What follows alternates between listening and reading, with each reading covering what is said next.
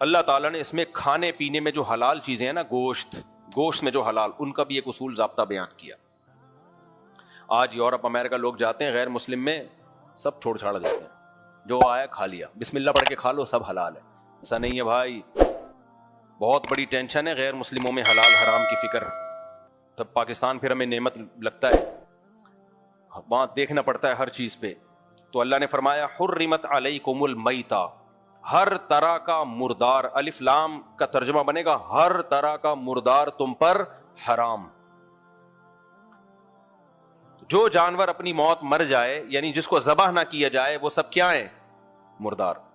حدیث میں اس سے دو چیزوں کو مستثنیٰ کیا ہے، احلت لنا میتتان السمک والجراد. آپ صلی اللہ علیہ وسلم نے فرمایا دو چیزیں، دو مردار حلال ہیں ہمارے لیے، ایک مچھلی اور ایک ٹڈی. وہ نہیں جو کھیتوں کو چٹ کر جاتی ہے ٹڈی، یہ حلال ہیں دونوں مردہ ہونے کے باوجود، یعنی ذبح نہیں ہوتے. یہ امام حنیفہ نے اسی سے استدلال کیا کہ سمندر میں صرف کیا حلال ہے؟ مچھلی.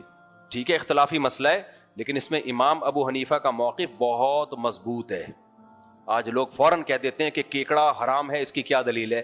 ایک ایک چیز کو پکڑ کے شریعت نہیں بتائے گی یہ بھی حرام ہے، یہ بھی حرام ہے، یہ بھی حرام ہے، یہ بھی حرام ہے. ایسا تھوڑی ہے، اصول اور ضابطے بیان کیے جاتے ہیں.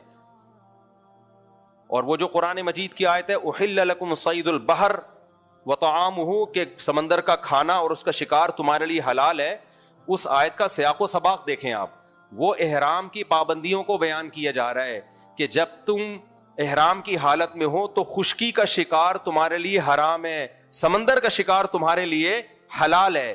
تو اس کا مقصد یہ نہیں ہے کہ سب کچھ حلال ہے، اس کا مقصد ہے کہ احرام کی پابندیوں کی وجہ سے جو شکار حرام ہوتا ہے اس کا وہ صرف خشکی کے جانوروں پر اس کا اطلاق ہوتا ہے، سمندر اور پانی کے جانوروں پر اس کا اطلاق نہیں ہوتا. ورنہ اگر اس آیت کا یہ مطلب ہوتا کہ سمندر کی ہر مخلوق حلال ہے تو پھر سب سے بڑا سوال یہ ہے کہ صحابہ تابعین میں کوئی ایک ضعیف روایت بھی نہیں ملتی کہ کسی صحابی نے یا تابعی نے مچھلی کے علاوہ کسی چیز کو کھایا ہو. کہیں بھی نہیں ملتی ہے، کسی حدیث میں نہیں ملتا کہ کسی صحابی نے کیکڑا کھایا ہو. حالانکہ وہ لوگ شکار پہ جاتے تھے، اور ویسے بھی عرب تو تین طرف سے پانی میں ڈوبا ہوا ہے، جزیرہ ہے، جو پانی کے علاقے ہوتے ہیں وہاں تو بہت کھائی جاتی ہے مچھلی، تو ہمیں کہیں نہیں ملتا. تو یہ بہت بڑی دلیل ہے امام حنیفہ کی کہ سمندر کی صرف مچھلی حلال ہے. پھر وہ مچھلی ہو، بھلے ویل مچھلی ہو، وہ ایک نے پھینک دی لمبی کہ ویل مچھلی فقہ حنفی میں حرام ہے، اپنی طرف سے پھینکتا رہتا ہے بیٹھ کے، کوئی حرام نہیں ہے بھائی. خود ہی پھینکتا ہے کہ ویل مچھلی فقہ حنفی میں حرام ہے، پھر نیچے لوگوں نے اوپر نیگیٹو کمنٹس کیے ہوتے ہیں حنفیوں کو دیکھو. ابے تو پوچھ تو لو کسی حنفی عالم سے کہ حرام ہے بھی کہ نہیں ہے. جب مچھلی ہے تو کہاں سے حرام ہو گئی؟ منہ سے پھوٹ بھی رہے ہو مچھلی اور اس کو حرام بھی کہہ رہے ہو. تو مچھلی ہو تو ایک سوال تو یہ پیدا ہوتا ہے کہ اگر ہر قسم کی مخلوق حلال ہے تو پھر صحابہ نے سے ثابت کیوں نہیں ہے؟ دوسرا اس سے بھی بڑا سوال ہے کہ سمندر میں ایسا ایسا گند نکلتا ہے نا کہ وہ چائنا والوں کے علاوہ کوئی بھی نہیں کھا سکتا. پھر تو مگرمچھ بھی حلال ہوگا، پھر تو کچھوا بھی حلال ہوگا، مگرمچھ کے انڈے بھی حلال ہوں گے، کچھوے کے انڈے بھی حلال ہوں گے. آپ کہہ سکتے ہو کچھوا تو خشکی کا جانور ہے، تو میں خشکی کے کچھوے کی بات نہیں کر رہا، پانی کے کچھوے کی بات کر رہا ہوں. آپ کہہ سکتے ہو بھائی کچھوا پانی کے علاوہ باہر بھی رہتا ہے، مگرمچھ پانی کے علاوہ باہر بھی رہتا ہے. زیادہ ٹائم کچھوا اور مگرمچھ وہ پانی میں گزارتا ہے، تو ایسے باہر تو کیکڑا بھی آتا ہے. پھر تو پانی کی مخلوق اسے کہا جاتا ہے جو زیادہ ٹائم پانی میں گزارے، کم ٹائم پانی سے باہر. میں ابھی افریقہ تیسرا یا چوتھا چکر تھا، جنگلوں میں ہی رہا ہوں. میں مگرمچھوں کو صبح سے لے کے شام تک ترستا تھا کہ تھوڑا سا باہر نکلا تاکہ ہم بھی تیری زیارت کر لیں. بہت تھوڑے ٹائم کے لیے باہر آتے ہیں، زیادہ ٹائم یہ کس میں گزارتے ہیں؟ پانی میں گزارتے ہیں. تو اس لیے صرف یہ کیکڑے کا مسئلہ نہیں ہے، اور ہم اس اختلافی مسئلے میں شدت نہیں کرتے، لیکن ہم اس لیے یہ اتنی مضبوطی سے بیان کر رہے ہیں کہ یہ ہمیں بے وقوف سمجھتے ہیں. پہلے زمانے میں جب اختلافی مسئلہ بیان ہوتا تھا تو کیسے ہوتا تھا؟ امام شافعی کیسے بیان کریں گے؟ بھائی میری رائے میں یہ کیکڑا حلال ہے. شوافع اس طرح بیان کرتے ہیں، ابو حنیفہ رحمہ اللہ کی رائے میں یہ جائز نہیں، ان کے یہ دلائل ہیں، ہمارے یہ دلائل ہیں، ختم. آج کیا کرتے ہیں یہ لوگ جو نئے نئے اسکالر آ رہے ہیں، مناظرے کے چیلنج، طنز، بدتمیزی، یہ اندھے مقلد ہیں، ان کے پاس دلائل نہیں ہے. ابھی وہ ایک قاری خلیل صاحب ہے نا، ان کا کلپ آیا کہ اتنا سخت لب و لہجہ اختیار کیا نا انہوں نے خواتین اور مردوں کی نماز میں فرق کے بارے میں. انہوں نے کہا میں قسم اٹھا کے کہتا ہوں حنفی لوگ جو عورتوں کو کہتے ہیں سمٹ کے نماز پڑھے, یہ اندھی تقلید میں کہتے ہیں. چلو ہم اندھی تقلید میں کر رہے ہیں, ابو حنیفہ کیوں قائل ہیں عورتیں سمٹ کے نماز پڑھیں؟ وہ بھی اندھی تقلید میں. امام شافعی کیوں قائل ہیں کہ عورتیں سمٹ کے نماز پڑھیں؟ وہ کس کی اندھی تقلید کر رہے ہیں؟ امام مالک جو مدینہ کے اتنے بڑے عالم جن کو آپ بھی مانتے ہو, تبع تابعین کے دور کے, کیا وہ بھی اندھی تقلید کر رہے ہیں؟ حالانکہ وہ بھی کس کے قائل ہیں عورتیں سمٹ کے نماز پڑھیں. امام احمد ابن حنبل جو امام بخاری کے استاذ ہیں, وہ بھی کس کے قائل ہیں عورتیں سمٹ کے نماز پڑھیں. یہ سارے اندھے مقلد تھے. ایک آپ ہی دنیا میں آئے ہو قرآن و سنت کو سمجھنے والے, اور پھر دلیل کیا دے رہے ہیں؟ وہ میرا کلپ چلا دینا ان کے ساتھ. مجھے قاری خلیل سے ذاتی بغض نہیں ہے, آپ اختلافی مسئلہ آپ کی اگر رائے ہے تمیز کے دائرے میں بھی بیان کر سکتے ہو, لیکن یہ لوگ ایسے بیان کرتے ہیں کہ قرآن و سنت ان پہ اترا ہے. باقی پوری امت ہزاروں سال سے صدیوں سے گھاس کھا رہی تھی, کسی کو قرآن و سنت سمجھ میں آیا ہی نہیں ہے, ان پہ نازل ہوا ہے. یہ ہے جو ہمیں سمجھائیں گے غلط مسئلہ اور اتنے کانفیڈنس کے ساتھ. اور دلیل کیا دی ہے؟ پہلے تو الزام لگائیے اندھے مقلد ہیں, اور دلیل کیا دے رہے ہیں کہ نبی صلی اللہ علیہ وسلم عورتوں کے بھی نبی تھے اور مردوں کے بھی نبی, تو جیسے نبی نے نماز پڑھی ہے عورتیں بھی ویسے ہی نماز پڑھے. دلیل سمجھ میں آئی؟ تو نبی نے تو سمٹ کے سردہ نہیں کیا, تو عورتیں بھی سمٹ کے سردہ نہیں کریں.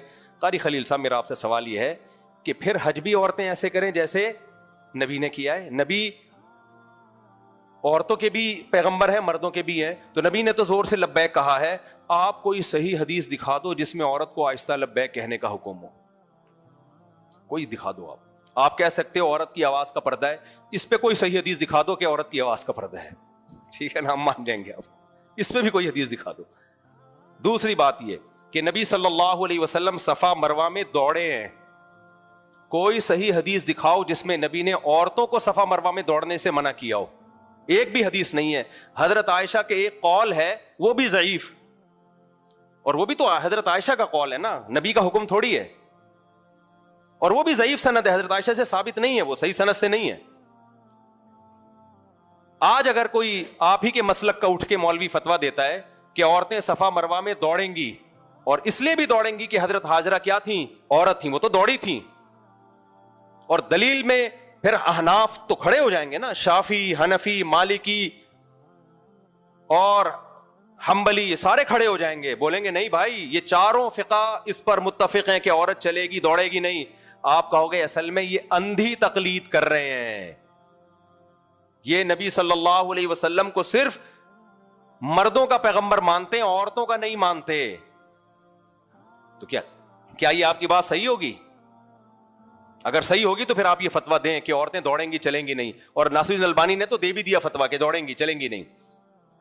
تو ہم یہی کہیں گے میرے بھائی, ہر مسئلہ قرآن و حدیث میں صراحتاً مذکور نہیں ہوتا. بہت ساری چیزیں سینہ بسینہ تواتر سے چلی آتی ہیں, متفق علیہ ہوتی ہیں, ان کے خلاف جب تک کوئی حدیث نہیں ہوگی, بلکہ وہ حدیث بھی رد کر دی جائے گی, کیونکہ اجماع کی حجیت حدیث سے, حدیث کا حدیث ہونا ہمیں اجماع سے پتہ چلتا ہے, حدیث کی کتابوں کا برحق ہونا. اجماع سب سے مضبوط دلیل ہے, کیونکہ نبی نے فرمایا یہ امت گمراہی پہ کبھی جمع نہیں ہو سکتی. تو آپ نے تو مان لیا کہ امت گمراہی پہ جمع ہو گئی تھی. تو اس لیے میں فروعی مسائل میں شدت کا قائل نہیں ہوں, لیکن یہ لوگ اس طرح سے مسائل بیان کرتے ہیں کہ لوگ ہمیں نہیں, ہمیں بے وقوف سمجھ لو میرے بھائی, ہم جیسے سینکڑوں آئے سینکڑوں چلے جائیں گے. یہ بات ہم تک نہیں. میں خواتین کے سمٹ کے نماز کا قائل نہیں ہوں اکیلا,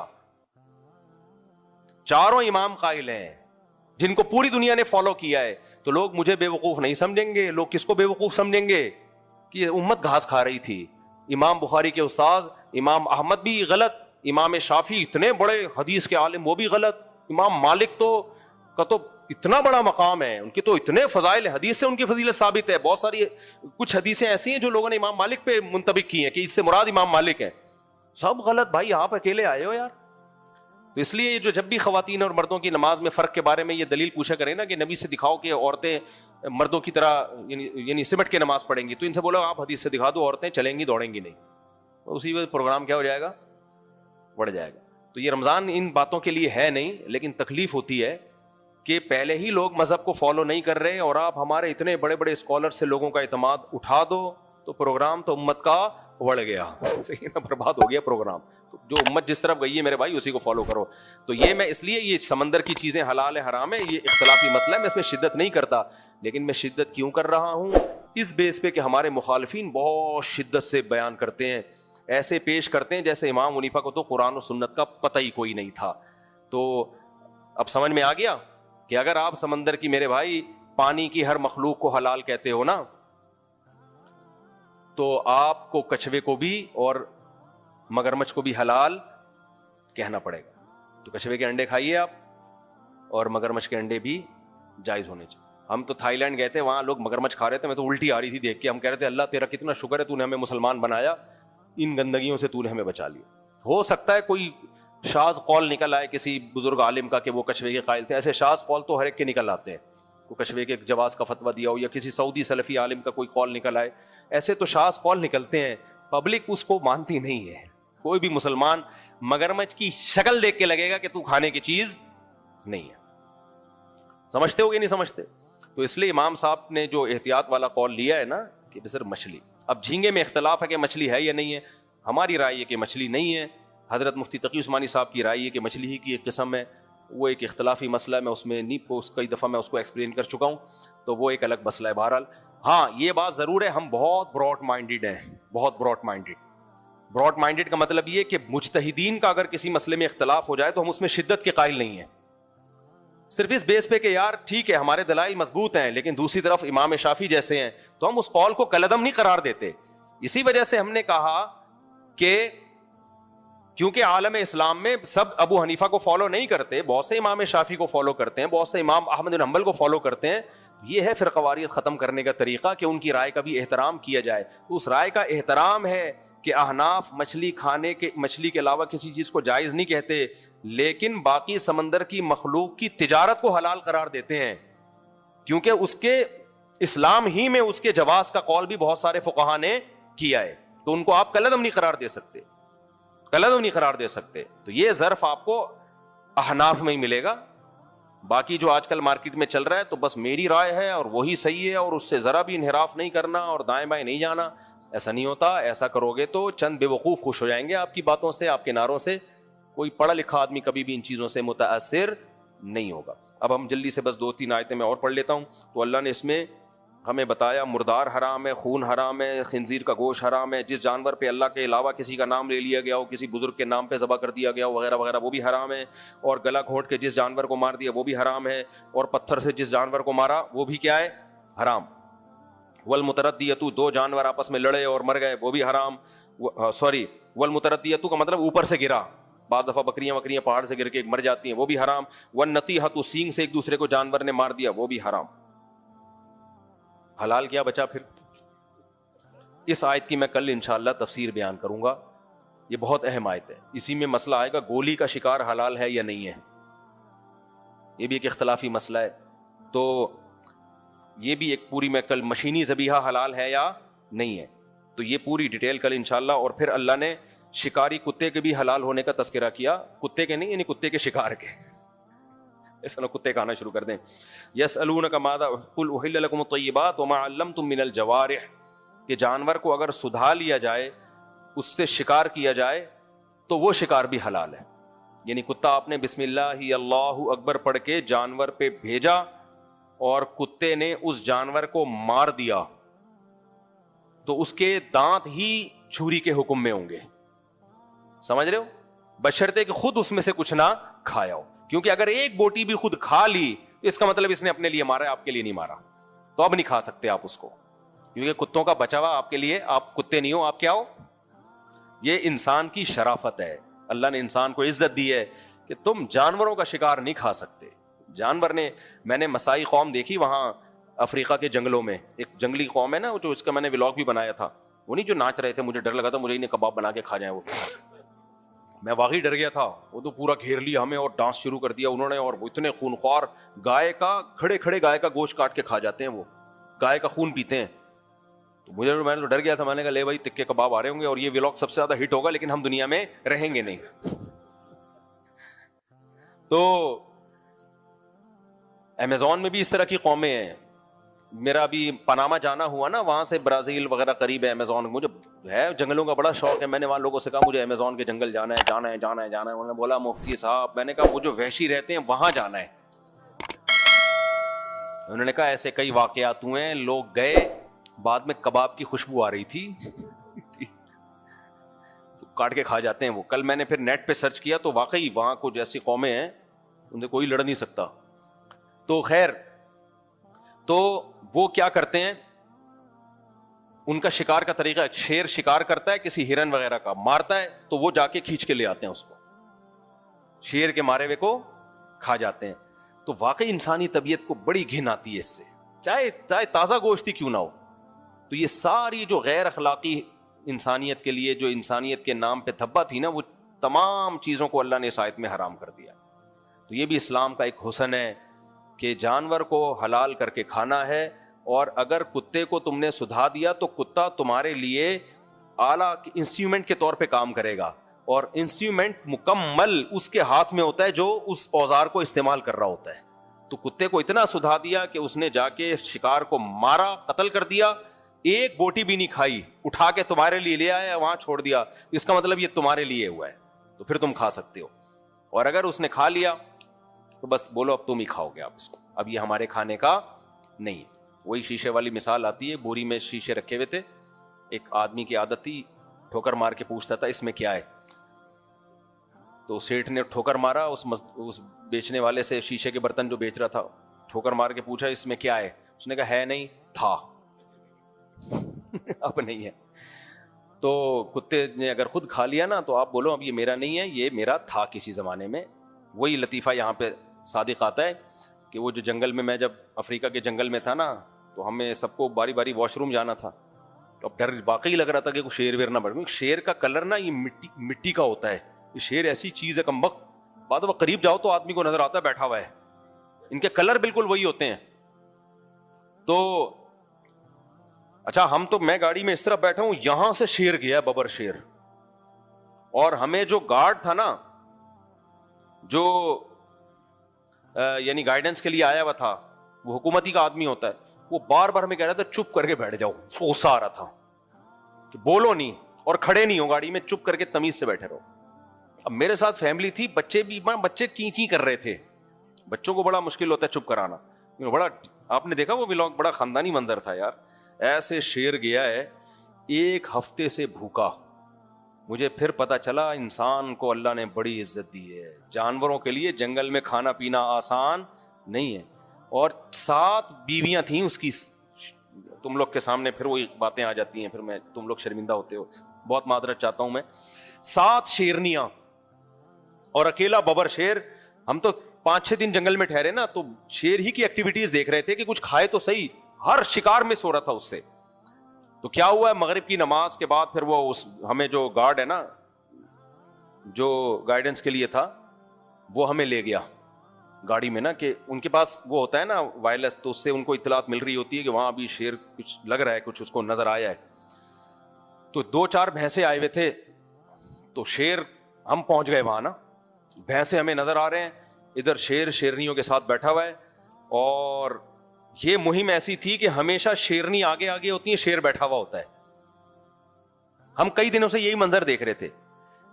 اس دفعہ ہمیں لگا کہ شیر کہہ رہا ہے بہت ہو گئی, اب میں خود تکلف کروں گا یہ.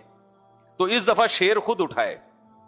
تو وہ 2 بھینسے, اب اور گورے وورے بھی آئے ہوئے تھے وہاں جنگل میں, زیمبیا کا جنگل تھا یہ, تو گوروں نے بھی گاڑیاں سٹارٹ کی, اور ہمیں بس یہ حکم کہ چپ کر کے آرام سے بیٹھے رہو, کیونکہ شیر بھوکا ہے. تو وہ ظاہر ہے ادھر بھی ٹن مار سکتا ہے کہ یار ابھی وہ نہیں مل رہا, تو چلو فی الحال انہی سے گزارا کرو. اچھا, یہ شیر کی نفسیات پتہ ہے کیا؟ وہاں لوگوں نے ہمیں بتایا کہ آپ جب گاڑی میں بیٹھے ہوتے ہیں نا, تو شیر پوری گاڑی کو ایک ذات سمجھ رہا ہوتا ہے, اس لیے وہ حملہ نہیں کرتا, الا یہ کہ آپ بہت زیادہ ہلنا جلنا شروع ہو جائیں گاڑی میں. تو یہ نفسیات ہے شیر کی. وہ گاڑی سے نیچے اترو گے تو حملہ کرے گا آپ پہ. گاڑی میں اس کو پوری گاڑی سمیت ایک عجیب سی جن نظر آ رہا ہوتا ہے کہ یہ کیا ہے, اس کا ایک روب ہوتا ہے شیر کے اوپر. تو ایسے نکل کے گیا ہے, اور جو اس نے ڈائی ماری اور وہ بھینسے بھاگ گئے. ہم نے گاڑی بھگائی, بھینسوں کو تعاقب کے لیے بھاگ گئے. تو یہ کچھ نہیں تھا منظر وہ دیکھنے والا تھا جو اب ہوا. شیر بیچارہ مایوس ہو کے نا 5-6 دن سے یہی ہو رہا تھا اس کے ساتھ, ایسے منہ نیچے اور پیچھے شیرنیاں خراما خراما واپس. ہمارے دوست نے کہا بالکل ایسا لگ رہا ہے جیسے کسی کا جنازہ پڑھ کے واپس آ رہے ہوں. بالکل واقعی, کوئی بہت لمبی واک کر کے جا رہے تھے. ہم بھی تھک گئے تھے, اب ہمیں واپس بھی آنا تھا. ہم نے کہا بھائی اب مر جائے تو بتا دینا, ہم آ کے جنازہ دیکھ لیں گے اس کا. جیسے ہی میں کراچی پہنچا ہوں, ہمارے دوست کا جو جنگل میں ہی تھے ان کی ویڈیو آئی, یہ 2 بھینسیں مارے ہوئے ہیں اور خود بھی توند بھر رہا ہے بیٹھ کے, اور لگڑ بگا اور وہ جو نہیں ہائنا وائنا سب آ کے بوفے چل رہا ہے, پورا بوفا سسٹم. محنت شیر کی ہوتی ہے اور فائدہ تو وہ 3-4 دن میں نا ایک بوٹی بھی نہیں بچی تھی 2-3 بھینسوں کی, وہ مار دیا. تو مجھے لگا کہ بھائی اللہ کا بھی ایک نظام ہے, ان کو اتنا بھوکا رکھا لیکن اللہ نے اب ان کو بھی کھلا دیا. اللہ نے کہا چلو کھاؤ شاباش. بات پتہ نہیں کہاں سے چلی تھی, ہم کدھر کو لے گئے, یہ جنگل کہاں سے آ گیا, شیر کہاں سے. ہاں اصل تو یہ آئی تھی کہ وہ شیر کا بچا ہوا لکڑ بگا تو کھا سکتا ہے, ہائنا وغیرہ لومڑیاں بھی, انسان کو کھانے کی اجازت نہیں ہے. انسان کو اللہ نے حکم یہ دیا ہے کہ تم گراؤ گے بھی, ذبح بھی کرو گے, پھر خود بھی کھاؤ گے, شیروں کو بھی کھلاؤ. عربی کا اہتمام کرو, ہمیں عربی کی قدر کیجیے. کیا کروں میں سمجھ میں نہیں آئی, پوچھا ہے یا رپورٹ پیش کی ہے. ہماری نظر میں قدر کیسے آئے گی عربی کی؟ تو مدرسے میں چلے گئے آپ عربی سیکھنے کے لیے, بس قدر آ گئی, آپ کام کو فوکس کرو, یہ نہیں سوچتے رہو کہ کیسے آئے گی. آپ کو جو قانون بنائے کہ عربی میں بات کریں تو اس کو فالو کریں. عربی انگلش کے بعد بہت بڑی زبان ہے, چھوٹی زبان نہیں ہے. یعنی انگلش کے بعد کا مطلب یہ ہے کہ ویسے بڑی زبان تو انگلش نہیں ہے, اور بھی زبانیں ہیں جو انگلش سے بھی بڑی ہیں, لیکن کچھ زبانیں ایسی ہوتی ہیں جو پھیلی ہوئی ہوتی ہیں دنیا میں, ایسا کام کرتی ہیں کہ دنیا کو جوڑنے کا کام کرتی ہیں. ان میں سب سے پہلے انگلش ہے, اس کے بعد عربی ہے اور اردو بھی ہے. آپ کو ہندی اردو ایک ہی چیز ہے, پوری دنیا میں نظر آئے گی, لیکن اردو دانوں نے اردو کے ساتھ بہت ناانصافی کی ہے. میں یورپ گیا ہوں, چھوٹی چھوٹی زبانیں ہیں, تھوڑے تھوڑے لوگ ہیں ملکوں کے, اپنی زبانوں میں تعلیم, اپنی زبانوں میں سب کچھ, لیکن ہماری اتنی بڑی زبان ہے, اردو ہندی ملا کے دیکھا جائے اتنی بڑی زبان ہے اور پھیلی ہوئی بھی ہے. یعنی آبادی کے لحاظ سے بھی انڈیا پاکستان کی آپ آبادی دیکھ لو, چائنا سے زیادہ ہے دونوں ملکوں کی ملا کے. اور بنگلہ دیش میں بھی بہت زیادہ اردو سمجھی, بہت علاقوں میں سمجھی جاتی ہے اردو. کتنا بڑا اس کا حجم ہے, لیکن آپ دیکھو اس کے ساتھ کیسا سوتیلا پن ہے, کیسا بالکل ہی آہستہ آہستہ فنا کیا جا رہا ہے اس کو. بہت غلام قوم غلامی ہوتی ہے, جو غلام ہوتی ہے نا وہ کبھی بھی غلامانہ سوچ سے باہر نہیں نکل سکتی. یورپ میں اتنی سی زبانیں, اتنی سے لوگ ہیں, لیکن ادھر کی زبان ادھر نہیں, ادھر کی ادھر نہیں. ان کے سائنٹسٹ بھی انہی زبانوں میں پیدا ہوتے ہیں. ہمارے تو ہمارا کراچی ایک پوری دنیا ہے بھائی, کہ پنجاب میں کتنی آبادی, کے پی اور پھر بلوچستان اور پھر انڈیا, دلی, یو پی, یہ سارا اردو سمجھتا ہے. ہندی اردو ایک ہی چیز ہے. پہلے تو یہ دماغ سے فضول چیز نکالیں کہ ہندی الگ زبان ہے, اردو الگ زبان ہے. یہ سیاست دانوں نے فرق کیا ہے, کیونکہ ہندو سمجھتے ہیں کہ اردو مسلمانوں کی زبان ہے, ہم نے اردو کو پروموٹ کیا تو یہ مسلمانوں کی عزت ہو جائے گی. اور مسلمان سمجھتا ہے کہ ہندی چونکہ ہندوؤں کی زبان ہے تو ہم نے ہندی کو پروموٹ نہیں کرنا. یہ دونوں ہی بے وقوف ہیں ایک نمبر کے, سمجھ رہے ہو. حالانکہ ہندی بھی اردو ہے, اردو بھی کیا ہے, ہندی ہے. 2 4 8 10 الفاظ دائیں بائیں لا کے نا, اصل میں زبان کا پتہ چلتا ہے گرامر سے. تو گرامر تو سیم ہے, گرامر کیا ہے, سیم ہے دونوں زبانوں کی. تو گرامر سے پتہ چلتا ہے کہ ایک زبان ہے کہ الگ الگ زبان ہے. گرامر ہے, یہ کیا ہے ہندی میں بھی کیا ہے, یہ کیا ہے, یہ اردو میں بھی یہی ہے, یہ کیا ہے. تو جو اصطلاحی الفاظ ہیں اس کے لیے جو اصل میں زبان جو تھی ہندی, اس میں عربی فارسی تھی, تو انہوں نے عربی فارسی کو نکال کے اس میں جو دوسرے زبان کے الفاظ ڈالنا شروع کر دیے ہیں اس میں. تو میں بہت افسوس ہوا ہے کہ ہندو ڈاکٹر ہیں, بہت اچھی ان کی میڈیکل ریسرچ بہت اچھی ٹو دا پوائنٹ ہوتی ہے. انہوں نے اپنی اسپیچ میں کہا کہ میں آپ کا خیر مقدم کرتا ہوں. پھر انہوں نے کہا میں نے اردو کا لفظ استعمال کیا, اصل میں بچپن میں خیر مقدم ہی سنا ہوا ہے. تو پھر وہ ہٹا کے نا ہندی کا لفظ, یعنی گویا معذرت کا لہجہ اختیار کیا کہ میرے منہ سے خیر مقدم نکل گیا. یار یہ کتنی بڑی زیادتی ہے یار, اتنا پیارا لفظ تمہاری زبان سے نکلا ہے, اس کو لگا کے پھر دوسرا لفظ لے کر آ رہے ہو جو زیادہ تر لوگ سمجھ ہی نہیں رہے ہیں. تو یہ غلام قوم، چونکہ ہندو بھی غلام ہے، ہم بھی غلام رہے ہیں، تو غلاموں پہ یہ غلاموں والی باتیں ہی سوٹ کرتی ہیں، ٹھیک ہے نا. وہ اس فضول چیزوں سے کبھی آگے نکل ہی نہیں سکتے کہ اگر خوش آمدید کہہ دیا تو چونکہ خوش آمدید ہے تو اب یہ کیا ہے. تو تم جو انگلش کے الفاظ ڈال رہے ہو وہ کون سا تمہارے الفاظ ہیں؟ تو اگر یہ انڈیا پاکستان آپس میں محبت سے رہ لیں، تجارت کو فروغ دیں اور زبانوں پہ سمجھوتا کر لیں کہ یار وہ تم اس کو ہندی کہہ دیا کرو، ہم اردو کہہ دیتے ہیں ایک ہی چیز، تو کتنا اچھا ہو جائے گا، کتنا اچھا ہو جائے گا نا. اور عجیب بات آپ کو بتاؤں، میں مسقط گیا، سعودیہ گیا، وہاں میں نے کچھ لوگوں کو دیکھا وہ اردو بول رہے ہیں.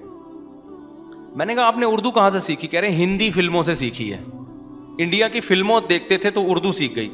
میں نے کہا انڈیا کی فلمیں دیکھ کے تو آپ کو ہندی آنی چاہیے نا، اردو کیوں آ گئی؟ انہوں نے کہا جو زبان آپ بول رہے ہو وہی فلموں میں وہی آ رہی ہے، تو جو آپ ہندی بولو یا اردو بولو یہی سیکھا ہے جو آپ بول رہے ہو. اس کا مطلب ان کی فلموں میں بھی اردو ہی ہے. نہیں آئی بات میرا خیال ہے. جس کو وہ ہندی بولتے ہیں اور ہماری فلموں میں ہندی ہے جس کو ہم کیا بولتے ہیں؟ اردو بولتے ہیں. تو ڈرامے بازی چھوڑ دینی چاہیے. یہ مسئلے مودی کے اور ہمارے سیاست دانوں کے ہیں. سیاست دانوں کی بھینٹ اپنے آپ کو مت چڑھاؤ.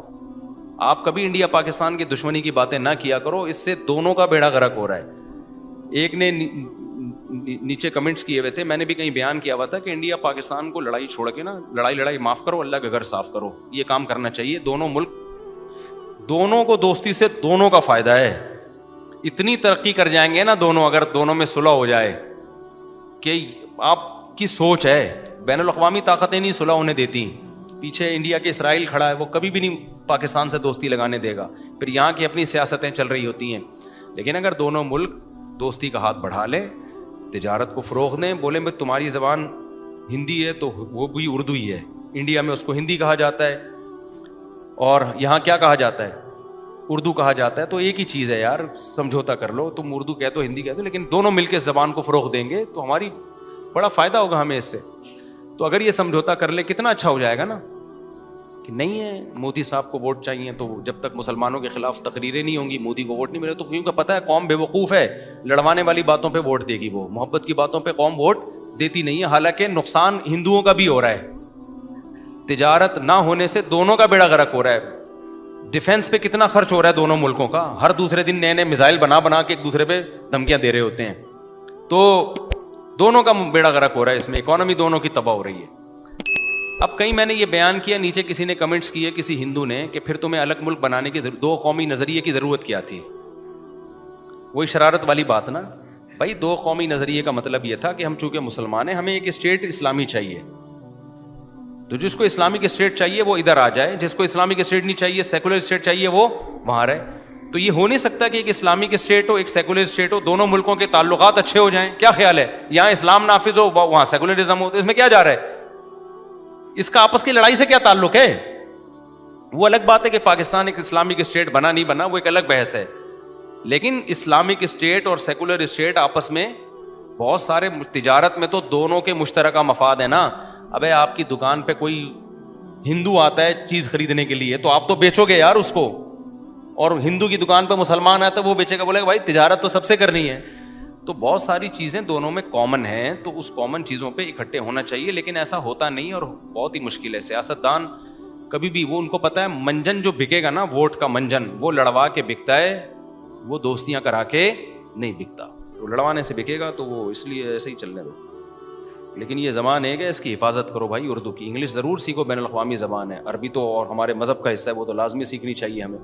لیکن اپنی زبان کی بھی حفاظت کرو. اردو بھی کوئی معمولی زبان نہیں ہے. بہت دنیا میں عربی کتنے، دبئی میں کتنے لوگ اردو جانتے ہیں، کیونکہ ہر دوسرا بندہ اردو اسپیکنگ ہے اتنی. اور کمال کی بات ہے سعودی عرب میں سائن بورڈ فارسی میں ملیں گے، اردو میں ختم ہو رہے ہیں. حالانکہ فارسی تو اتنی سی ہے یار، اردو کے کہاں مقابلہ کر سکتی ہے.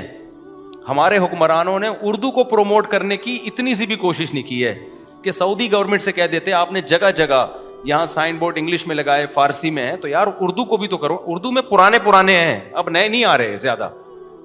کیونکہ حج عمرہ تو سب سے زیادہ اردو اسپیکنگ کرتے ہیں، چاہے انڈیا کے ہوں یا پاکستان کے ہوں. جو قوم سب سے زیادہ حج عمرے کر رہی ہے ان کی زبانوں میں سائن بورڈ نہیں ملیں گے آپ کو. تھوڑی چھوٹی چھوٹی زبانوں کے سائن بورڈ مل جائیں گے. تو ہمارے حکمرانوں نے کیا ہی نہیں ہے، آواز ہی نہیں اٹھائی ہے کہ اپنی قوم کے لیے، اپنی زبان کے لیے کچھ کریں. یہ باہر ملکوں میں جاتے ہیں تو ان کو اردو بولتے ہوئے شرم آ رہی ہوتی ہے. چائنیز کا جو صدر ہے چائنا کا, وہ چنگ پونگ کر رہا ہوگا بیٹھ کے, بے ہوش ہو جائے پورا مجمع. جاپنی آ کے چانگ کنگ شنگ شانگ کر رہا ہوگا. ہمارے والے کو پتہ نہیں کیوں موت آتی ہے یار اردو بولتے ہوئے. بھائی تو بھی اردو بول لے, ٹرانسلیشن کر دے گا, لیکن وہ پھر انگلش میں ٹوٹی پھوٹی بولے گا, لیکن بولے گا کیا؟ دیکھو حضرت مفتی تقی صاحب کو بہترین انگلش آتی ہے, بہترین انگلش. بیان کس میں کرتے ہیں؟ اردو میں. نارمل بات کس میں کرتے ہیں؟